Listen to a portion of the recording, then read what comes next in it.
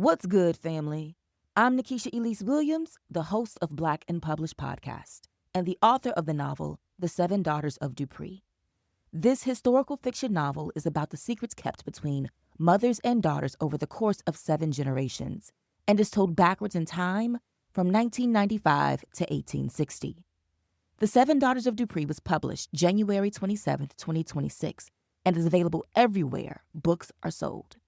So if you can, please consider getting a copy of The Seven Daughters of Dupree today. Nicki Minaj has that song, Moment for Life. And that's how I felt. I wish I had this moment for life. Like I could bottle this feeling of, yes, it's finally happened. My childhood dream of having my poetry book on a bookshelf has finally happened. What's good? I'm Nikisha Elise Williams, and this is Black and Published on the Mahogany Books Podcast Network, bringing you the journeys of writers, poets, playwrights, and storytellers of all kinds. So, the Super Bowl is on Sunday. Bad Bunny's performing at halftime, and so it's only right to kick off the season 6 premiere, giving props to Puerto Rico. Today's guest is Dorsía Smith Silva, author of the poetry collection An Inheritance of Drowning, a collection born out of Dorsía's experience living through Hurricane Maria in Puerto Rico in 2017, as well as her experience of mothering and witnessing the racial reckoning of 2020 that reminded her of the constant exploitation of the island she calls home. The colonialism that Puerto Ricans face with the U.S. treatment, it's the same treatment Black African Americans face in the United States. That same kind of yardstick, it's the same. Dorsía, a Philly native, is not afraid to proclaim her collection is protest poetry. The reason she says she cannot write light verse. Plus, as a tenured professor at the University of Puerto Rico, she details how long she had to put her creative dreams aside to secure her career. And why she believes poetry is the form that offers the most freedom. That and more is next, when Black and Published continues.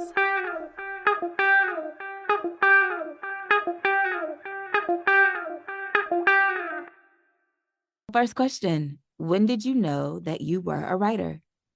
I knew when I was a young child. My parents always took me to the public library. You know, I grew up in Philly, so went to the Wordsworth Library, world full of books.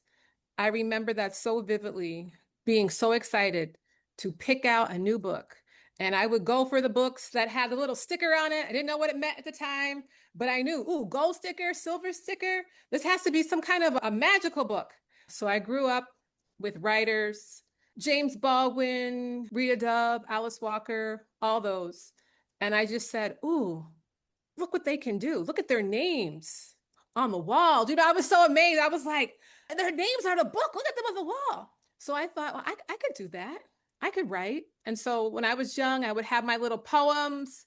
And I thought maybe one day I'll be a writer. And then seeing all those books on the walls, I just knew one day my name is going to be up there. One day I'm going to have a book. It took a while, and I took a different path because I became a professor. And at my university, there's no creative writing path. So I knew that going in. But when I got the letter and the phone call, you're a full professor? Okay, thank you. Back to poetry. And I just took off. I just took off writing. And then what happened also was we had Hurricane Maria in Puerto Rico. So it was like a horrible hurricane. Think of Hurricane Katrina in New Orleans. So all of a sudden you have power, electricity, water, then all of a sudden you don't have anything. So I was writing about it in this journal, and little by little, I was like, wait a minute, the journals are getting full. And time went by, I went back to the journals and I said, this is poetry. And I was like, I think I have enough for a book. So Cab and Carey had been on my radar. They had an open call. I sent them my work. I sent it in August. I got the phone call in March. And when I got that call, I was really thrilled. So finally, I can say I am a published poet. I am an author of creative writing, and it feels so good. It's like, yes. But at the same time, the validation comes from yourself. The fact that you did it is out there in the world, and I'm proud of it. The story is about global warming. It's about the racial, social, political injustices. It's about police brutality. The book contains so much. I was writing Part of this, I didn't know at the time during Hurricane Maria, but the other part came during COVID.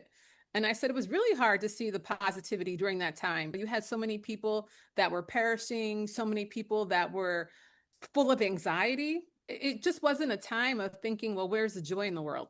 Why was poetry always the medium that you were drawn to instead of any other kind of creative writing? I think because poetry to me offers the most freedom. This is what I always tell my students. I said, one word can be a poem. There's your poem. And you can express it in different ways. Poetry, you can act it out. You can have a dramatic poem. I said, you can have poetry that could be a sonnet. Now, so many poets have taken the traditional sonnet, Shakespearean, Petrarchan, and have completely exploded that form. So you have people that have taken the VNL and they're like, wait a minute, I don't want to do this traditional one. I'm going to do a spin on this, a take on this, make it my own. So that's what I love about poetry is that you have the prose poem, you have poems where people will say, you know what, I'm going to start it off like this and I'm going to end it with erasure. Even erasure poems have different forms. You can have the blackout, you can have overlayering of words, you can have words that people are going to try to like fill in.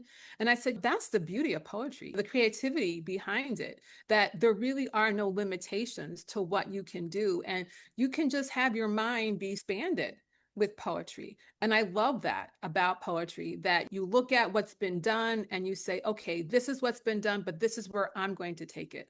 And I love creating different forms. I love what Jericho Brown has done with the duplex. It's just amazing. And what other people have done, they've taken the duplex and they'll say, okay, I have this duplex, but now I'm going to have part 2 and part 3, and I'm going to have it turn into a sonnet, or I'm going to have it be a flaming poem where, we narrow it down till it's just going to be maybe 3 or 4 lines.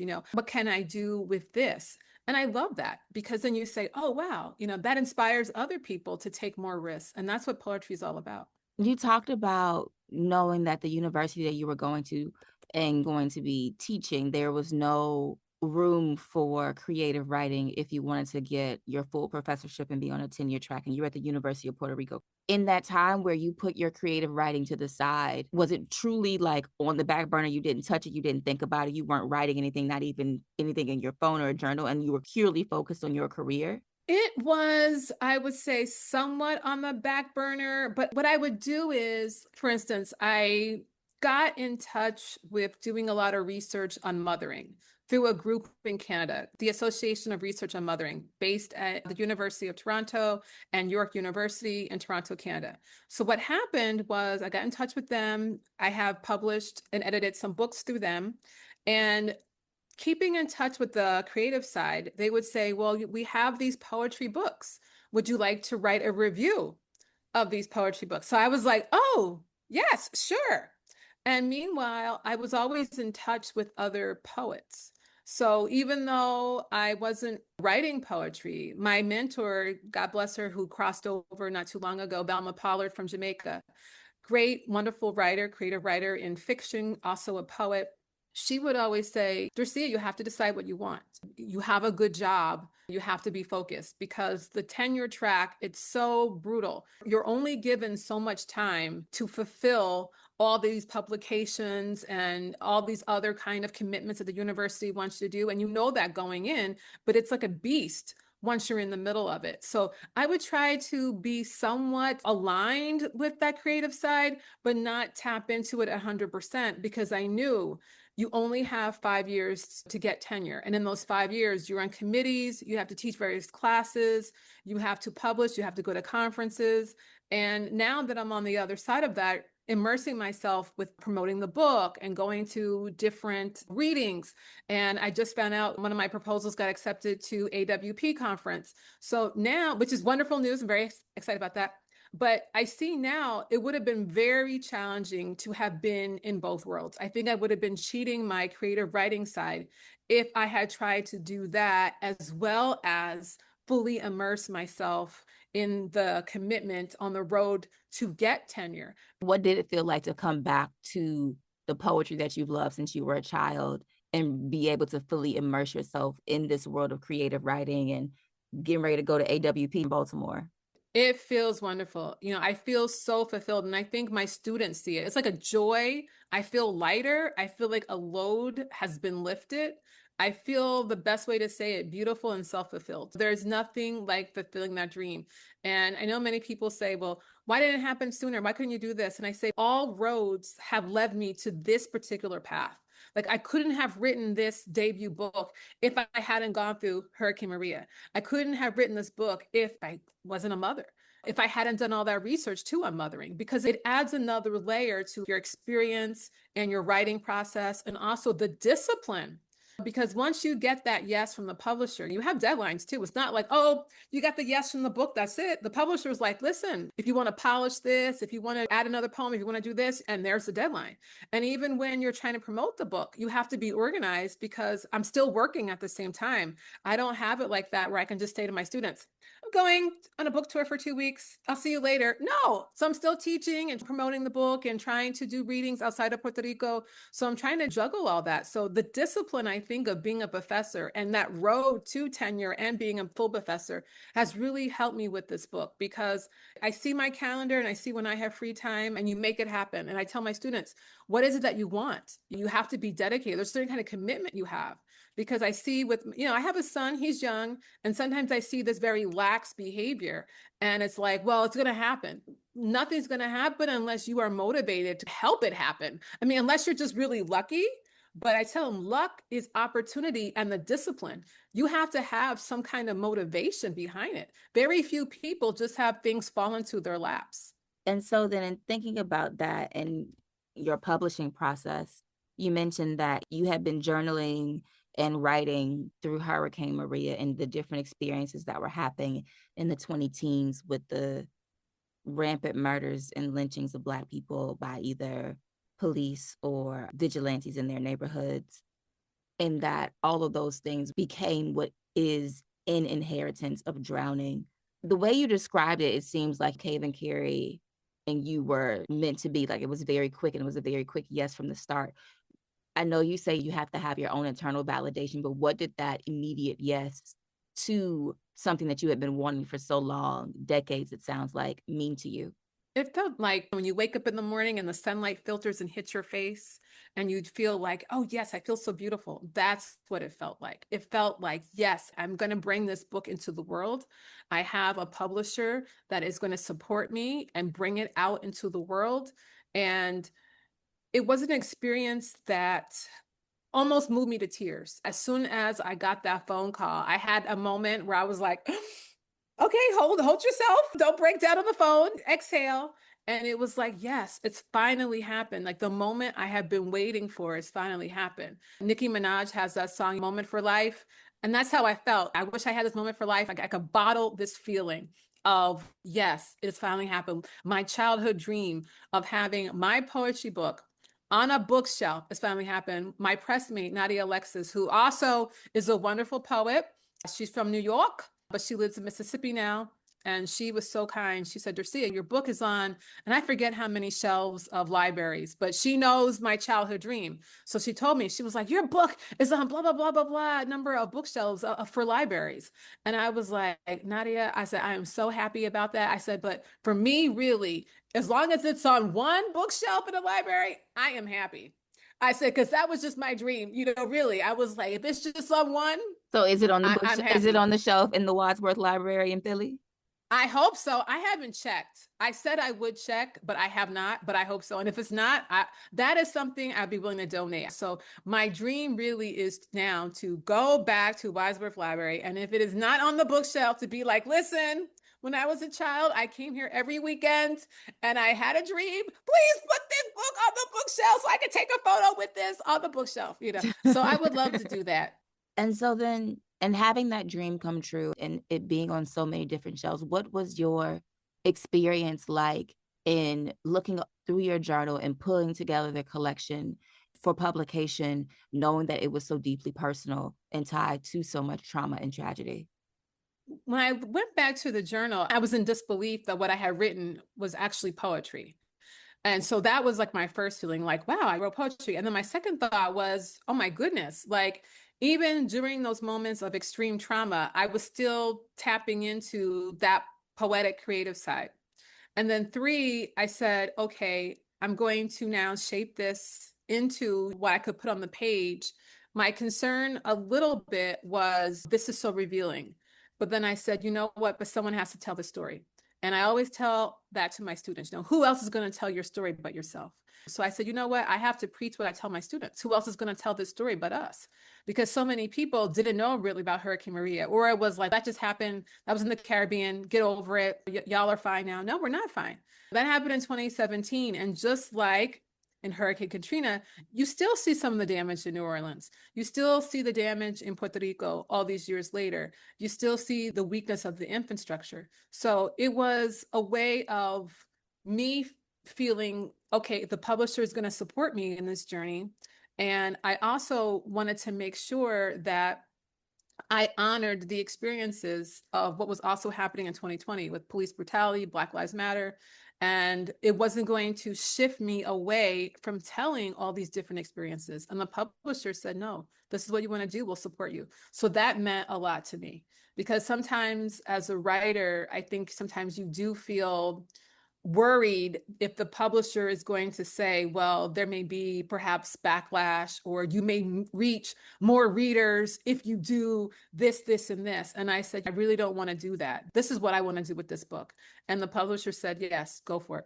Why was it important for you to ground the overarching theme of this book in not only the devastation of Hurricane Maria on the island of Puerto Rico, but also tying it to the experience of being Afro-Latina as well as Black American, and really what those experiences are like in terms of race, class, and colonialism? I couldn't really have the experience of being a Black woman living in Puerto Rico without all of that. The colonialism that Puerto Ricans face with the US treatment, it's the same treatment Black African Americans face in the United States. That same kind of yardstick, it's the same. So you can't have, in my experience, one without the other. When I saw what was happening with Black Lives Matter, I said, this is the same treatment Puerto Ricans get in Puerto Rico. The US government not helping, kind of turning their heads away. I mean, we're seeing this now with the depletion of grants. We're seeing this now with the depletion of resources. Students can't even get free lunches or breakfasts anymore, because it's deemed, well, that's a marginalized community. We don't really have to help them. So sad, too bad. And I said, it's that same feeling with Puerto Rico, because the majority of Puerto Ricans, lower income, voting Democratic, asking for assistance, you're seen as need, instead of what can you do for us? What can you give us? And I said, the exploitation has to stop somewhere. So this book is really a call for all kinds of social transformation, and wanting us to look at where are we going in society? What do we want for our society? And I'm hoping it's a more sustainable, better future. And so in Inheritance of Drowning, we've been drowning forever. I have a poem in the book that says that. We've been drowning since forever. And it means we've been exploited for so long. We've been marginalized for so long. But now's the time to speak up. Now's the time, even more so, for empowerment. Now's the time to say, we're demanding this social transformation. And if you're not going to give it to us, then we're going to work together with our communities. And we're going to do it for each other, which is what we're seeing now. You see communities now working together more than ever, because you can't ask the government or certain governments for assistance, because they say, oh, our hands are tied, we can't do anything. Why can't you do anything? You know, it's frustrating to read about these Supreme Court cases and you say, what, more cuts of funding? You think, well, they're harming everyday citizens, but this is exactly the point. So I wanted to make that point really explicit in the book. Your themes do come through very explicitly in the collection. And so with that said, can we go ahead and read 3 poems from In Inheritance of Drowning, and we can talk more about it? Sure. In Inheritance of Drowning, Dorsía Smith Silva divides her debut poetry collection into 3 parts: Before Hurricane Maria, After Hurricane Maria, and Everything Else. Pulled from the pages of her journal during the worst of the storm, the collection chronicles the immediate aftermath of the hurricane and the recovery that continues to this day in the face of climate change, immigration, racial injustice, the exploitation of Puerto Rico's natural resources, and the fleecing of its people. Here's Dorsía. So I'm going to read one of my favorite poems from the book. And this I always talk about missing BIPOC women, especially Black women that go missing and do not get the national attention they rightly deserve. But so many communities, Native American women too, go missing, don't get the national attention they deserve. But in the poem, I specifically say Black. Ghost Talker poem. And for the Black girls that go missing from newspaper headlines and Spotlight 5 p.m. news, what happened to them? Kick the can over, see if the bones glint in the slips of sunshine. Press your ears against the grass. Listen to what bleeds. My mother in her lovely tongue. Those girls are probably with friends hanging out in the basement, wearing cigarette pants. Cigarette pants were fashionable once. They will turn up like loose change sidelined under sofa cushions, overdue books sandwiched in sweaters, favorite hairpins gagged by vents. Don't fret. Fret is a funny word for a young child. Sounds like forget. Don't forget, I won't, about the missing Black girls, probably already dead in a ditch or a field somewhere. I'm not supposed to think about death. Passing away, kick the bucket 6 feet under, meeting our maker, which is what my teacher said. The class guinea pig had stopped moving. Mrs. Hayes poked its feet and then shoved it into a shoebox, said that we could bury it across from the tire swing in the back of the schoolyard. The dirt was ordinary, brown, hard. Eat your snacks, said my mother. Twinkies from 7-Eleven, maybe Wawa. Nothing from Superfresh or Pathmark. White filling, creamy like white fungus, oozing like zit pus, besmirching golden cake. The news says nothing about Black girls that go missing, not even a speck in someone's unread newspaper. Silence is when we inherit ghosts. I see them taking victory laps every night. The next poem I'm going to read is called Decussate. And I wrote this poem talking about violence. It really came about with all the violence happening in 2020 and people not understanding why violence can be, for some people, a solution to problems, and how violence has been carried out throughout history. Decussate. I'm not saying violence isn't wrong, but I understand it. Mrs. Hayes is quick to remind us we should never put our hands on anyone. Violence is never the answer. Then she loads the projector. The film crackles on the screen of muskets and cannons, instruments from a war where the 13 colonies gained their freedom by killing men in red. Red like bright breasts of birds, red like big bone leaves on trees. Why couldn't they ask King George for their independence? Carol wants to know. Didn't they ask nicely? The film sputter turns to the Civil War and bombards us with red over blue and gray garments. Men getting pummeled and slaves hoping for a quiltwork of freedom. Slaves that never had a prelude of asking nicely. Slaves that swept the dust in breath while masters need them dreamless. Mrs. Hayes has her hands on her hips like my own mother. When the guidance counselor told her that I would never get accepted by an Ivy League college, her eyes stripping Mr. Connor to a bare letter. His hands on my mother's shoulders and the firm brushing away of fat fingers. The woman's patience trapped her legs, but not her voice. After 2 hours of waiting for the doctor, she screamed and pounded her fists at the counter. The doctor will see you now. The receptionist's eyes widened into black moons. Then a buzz to let her through. The rest of us clutching our shell-shock papers. The group of men circled the heart-shaped train rider until she spit-shined a knife and caught a rib. The men dodged like rodeo clowns. I think of my mother, the neighbors when they were told their children threw stones and dirt into our pool. My mother's tongue slicing them into a stroke ending. Her tongue asking in the place of fists. Tell us when to send the cleanup crew, they say. I understand violence. It starts as the introduction to many wounds. You could press down hard enough if one bleeds. Ayana, Tatiana, Brianna, Fred, Malcolm, Martin, Megger, Sandra, Trayvon, Yvette. They killed our best people until the mouths no longer hold stones. When the hands are pure, red will be a color as good, with good, across good. I'm going to read one more. It's called Return. And this is about the migration crisis, how it affects all of us. And I think what's missing with this migration crisis is that people don't realize why people migrate.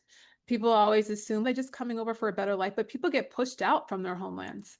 People get pushed out because of violence. People also get pushed out because of climate change, and they are desperate to have a better life. And so sometimes when people get sent back, they say, I can't stay because there's nothing here. So they then decide, I'm going to take the chance and come again. So this poem addresses that. It's called Return. The river said, I'll protect you and give you shelter. So we migrants came. We traveled a long journey. The river carried us like familiar wind. Then we walked and dreamed of motionless water, dreamed of water that said, welcome, come, come, come.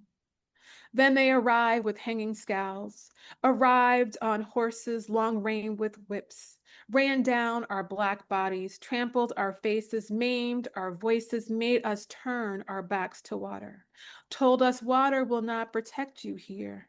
That water does not belong to you. Your tears belong to you. That water is yours. That water should be plenty. Our tears scramble across miles. They get caught in many rivers. And our bodies keep drowning. We die in so many ways. They say we have no papers, no roots to dayfall here as we are being sent back. We see the water below us on the plain. It tells us to return. Think of tendrils pushing through the muddy bottom. We can't look away. And you do one more. Widows. Oh, yes, yes. Let me find it. I think it's at the very end. Yes. So this is Widows, and I wrote this because of the devastation of Hurricane Maria. And whenever hurricane season comes, we're always holding our breaths. And then you have the apologies from the government saying, oh, we're going to investigate, but nothing happens. And it's just more sadness all over again. Widows. Hurricane Maria made us all widows, but we didn't have to wear black. We were already in mourning, cells bathed in fight or flight, having lost everything to bits in battlefields of wind rain, clapping. Then FEMA arrived with a box lunch and an IOU for a prepaid cell phone and debit card, forms to fill out asking for proof of home ownership, bank account identification, before they would even consider our claims. The governor came with a caravan of camera crews and wanted to hear our stories. Not the ones about huddling in a hot shelter with expired rice to eat, but the ones about Puerto Rico being the jewel of the Caribbean. The ones about our towns being open for business. For what can we widows do? Hurricane Maria smashed our prefrontal cortexes to whittles of dead air. It is mentioned that we are props, flung against a landmark plot. The newspapers said that we cried. They didn't say that we woke up drowning. Thank you. You're welcome. You said this book started with you journaling about Hurricane Maria, and then you have the structure of before the storm and after the storm in the book. And in the middle sections, I think it's called By Everything Else, that's when you really talk about the racialized experiences on the mainland United States. What does poetry allow you to give back to your community who are still suffering on the island of Puerto Rico? Oh, it gives everything. I mean, So many people have said after my reading, oh, I had no idea Puerto Rico went through this. It's still going through this. Thank you. I've had so many people come up to me and say, wow, you're voicing this story. And whatever we write, it is political. And the fact that the book is able to be put in markets where people may not even know about Puerto Rico. It's amazing how many people just live in their little state or little small community, and people don't understand about climate change and how it affects especially marginalized communities the most.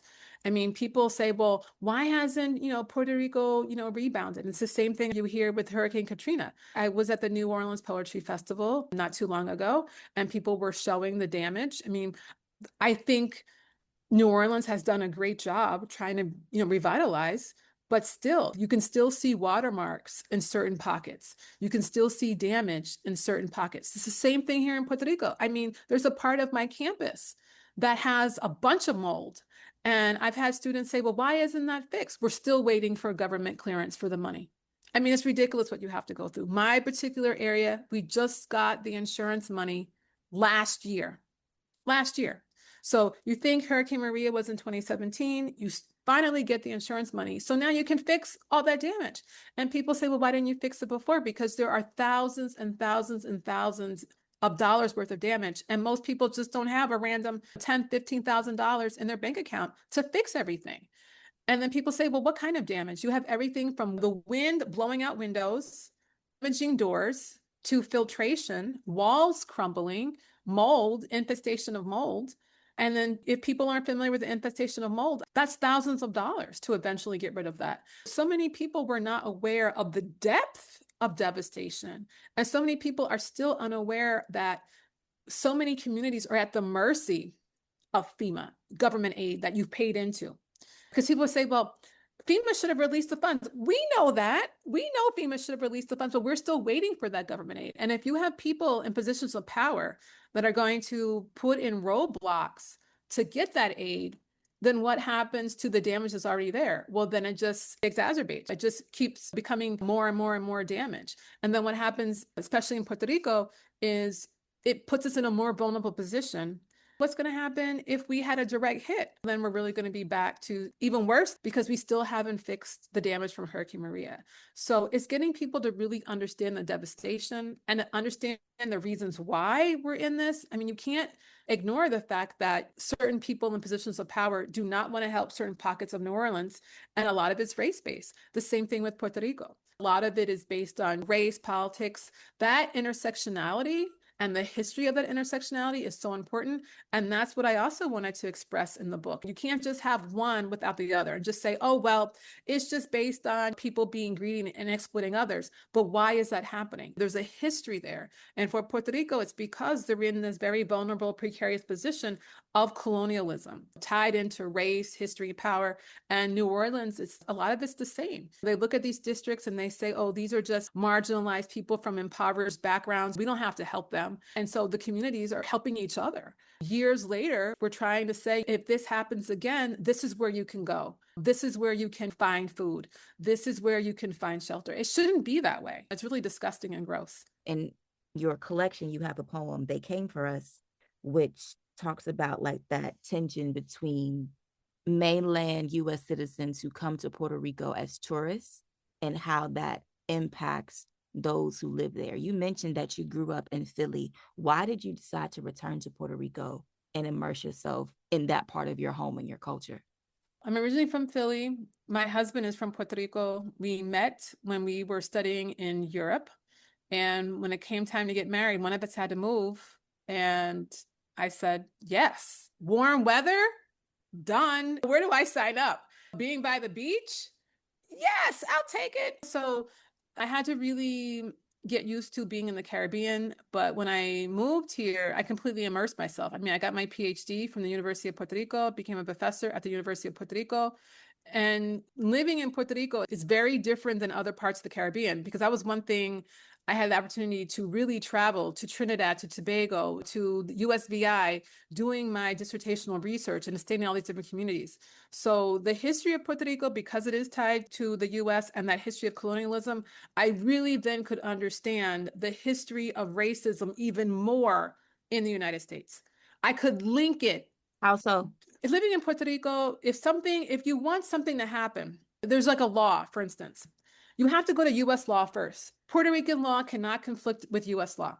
So if, for instance, if Puerto Ricans say, let's have our ships bring in bananas from Panama because it's cheaper, US law will say, no, you have to use our boats, even if it is 10 times more, because US law rules and we want that money. So you look at the exploitation and you say, wow, okay, this is what I saw growing up as a child. You saw so many communities asking for resources, so many communities saying, well, can we have this? Can we have this? And then the government deciding, we don't want to help these people, probably because, yes, they're Black. Majority Black neighborhoods, we're not going to want to help you.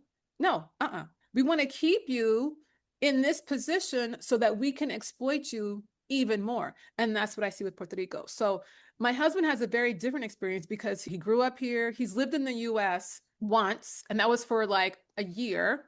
And his idea of the US is very hard for him to understand. So I always knew, oh my goodness, if I ever have kids, trying to raise strong Black kids in the United States, it's so challenging. So having a son in Puerto Rico, it's so different. He's told he's beautiful, that he's smart. He gets hugs from his teachers.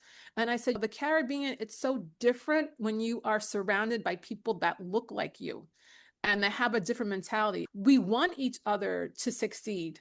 And what we're seeing now, because of the government trying to give tax breaks to outsiders, people that got pushed out, displaced after Hurricane Maria, you have so many people trying to come in and buy property and push the natives out, or Native Puerto Ricans can't afford these exorbitant prices because housing has mushroomed. And it's gross because the government, all they see is the short side of it, the short end sale. Oh, we got these people here buying this vacant lot, but they don't see the Puerto Ricans that live here trying to do something. They don't see that. And so that's why I'm so happy Bad Bunny is calling out the politicians and has promoted my students, the young people, to say, you know what, this current government and the ones that have always been in power, they're not doing anything for you. Vote them out, because we need a big change. And I think that's what we're also seeing from the US. I'm not saying that the Democratic Party is the best, but we're seeing people wanting to shake it up, because this status quo of just accepting the crumbs from the table and saying, well, we're going to give you this, be happy with this. That's not what the young people are looking for. And even people my age, I'm in my 50s, we're fed up. We're saying this is not what was promised to us.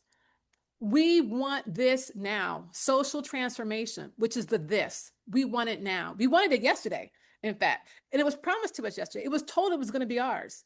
And we haven't seen it. In fact, we keep seeing this regression. And it's sad and it's frustrating. Given all that you've said about the history of Puerto Rico and why you moved and why you choose to call it home, what does the United States owe Puerto Rico? It owes us our freedom. We need to be free yesterday. And I have to say, when I first moved to Puerto Rico, I really didn't understand the level of exploitation. But living here every day, you go food shopping, food prices are so expensive here. And part of that is the history of the Jones Act, which says that Puerto Ricans that live here, Puerto Rican government has to use the ships of the United States. And you think this is crazy. If there's another island that's closer to Puerto Rico, why can't we get goods from there? No, and it comes down to money. How much can we exploit from this island? So then you start doing your research. And I was just talking to a family member about this, because a family member said, if I move to Puerto Rico, I can't get my SSI benefits because the government decided if you are a citizen of the United States and you move to Puerto Rico, you lose those benefits. Crazy. I know. So again, exploitation. It comes down to, we're not going to give these people money. We're not going to give them what they are owed, because there are certain companies that are American companies that come here and they pay people less than what they deserve. And the attitude is, well, you should be grateful that we're here. Your collection is called An Inheritance of Drowning, where you say that Puerto Rico's inheritance is debt and drowning.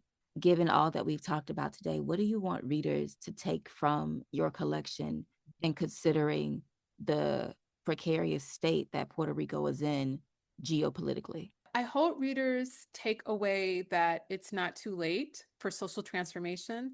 It's not too late to push for that social action, to push for that empowerment.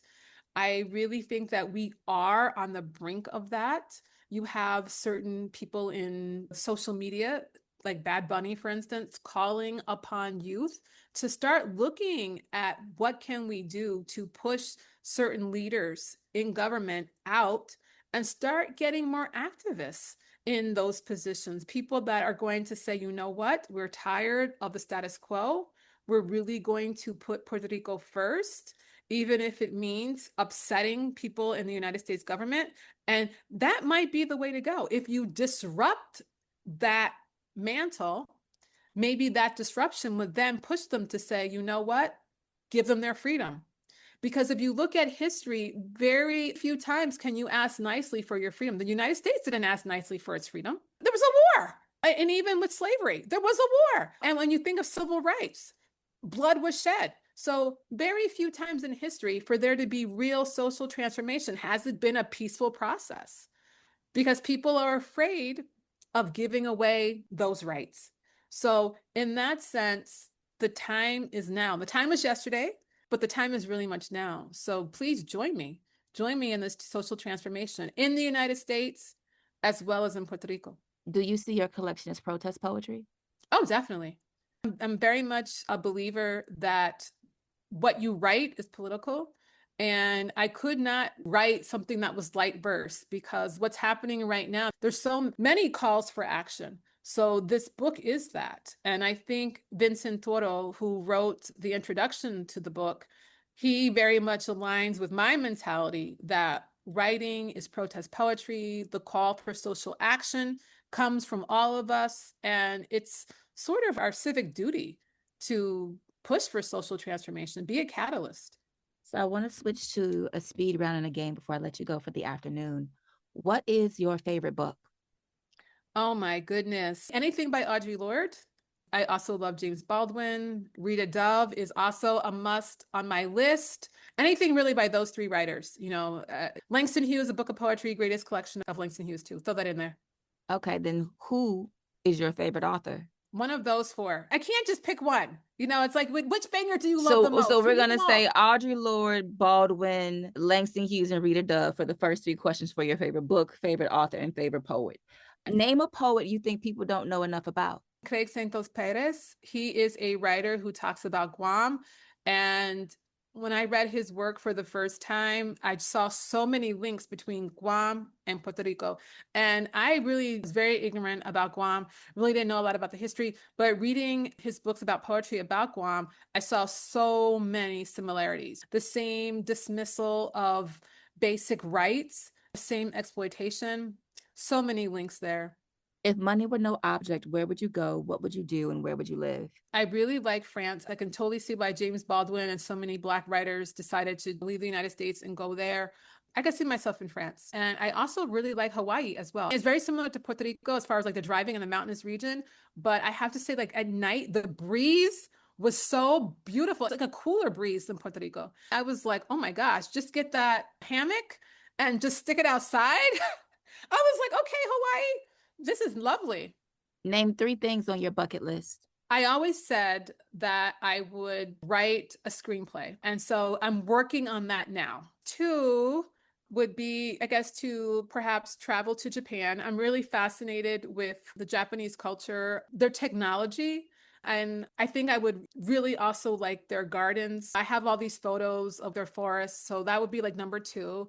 And then let's see, number three, what else would I do? I think I've already done that number three on my list, which was to publish my first poetry book. I guess have a second poetry book, have a follow-up collection, which I'm also working on right now. What brings you joy? Seeing the color green. I really believe that the color green of nature is positivity, and definitely being with my family, really close friends, trying to meditate and just pray and just really trying to stay grounded. And just remember that when people say like, oh, you should be doing this, you should be doing that. I'm a very firm believer in that a lot of this we can't take with us. So it's like one of those moments where you realize, especially after you go through something like a major hurricane, family, close friends, yourself, whatever you believe in, spirituality, whatever is your God, and nature. That really keeps me grounded. So that brings me joy. What brings you peace? Knowing that I feel like I'm manifesting my destiny. So that really brings me peace. I'm finally at the sweet spot of my life. I don't have to worry about being promoted. I don't have to prove anything to anybody anymore. I just do my business and live with my life. At this point, people kind of come and go in and out your life, and you feel like that's okay. People move or have issues with you. As long as it doesn't involve me or my family, peace be with you. But I have my own peace. All right. And so our game is called Rewriting the Classics. Classic is however you define it. Name one book you wished you would have written. Pride and Prejudice. I really wish there was like a more like BIPOC version of Pride and Prejudice. And I mention that because the book would really be about how we make judgments on each other. We prejudge each other all the time. People look at them, other people, and they say, oh, you must be this because you look like this, or you have that, or you drive this car, or you said this. And I said, so the book would be like a modernized version of people having biases against each other and just realizing that we all have deep down, hopefully, like the same heart. And that's what I would want the book to be about. People judging each other, but then realizing we all have the same heart. Like we all want good things to happen to each other.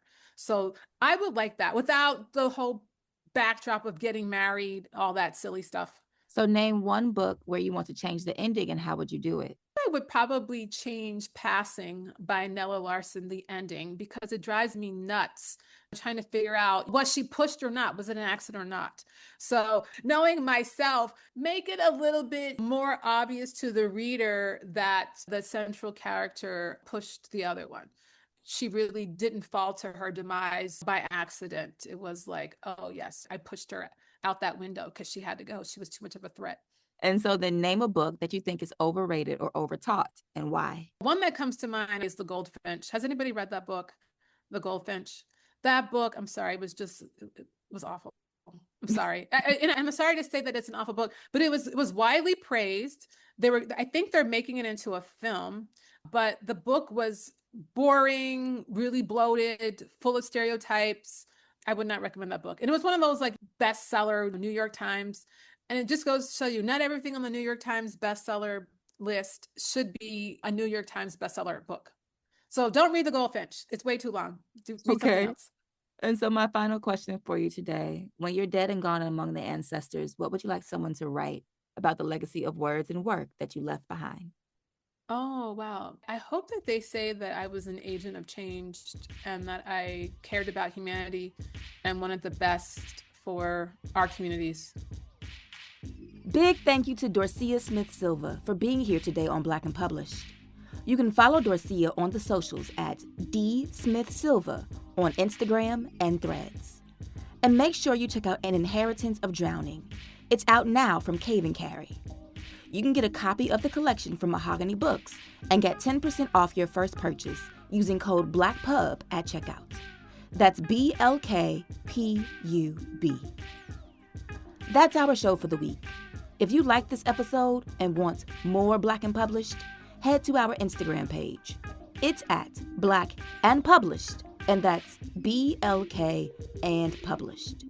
There, I've posted a bonus clip from my interview with Dorsía about what she thinks it will take for Puerto Rico to become a nation independent of the U.S. once again. Make sure you check it out and let me know what you think in the comments. I'll holler at y'all next week when our guest will be Ebony Liddell, author and editor of the HBCU short story romance collection, You've Got a Place Here Too. I was trying to convince my cousin to go to HBCU. I was like, oh, you should go to Howard. And he's from the South. And he's like, nah, it's too city for me. And so I'm like, okay, you're right. It is too city for you. So what would it look like if you saw a representation of an HBCU in the South and you were like, okay, this is more my speed. And so that really got my gears turning of, okay, what can I do to like showcase multiple HBCUs? That's next week on Black and Published. I'll talk to you then. Peace.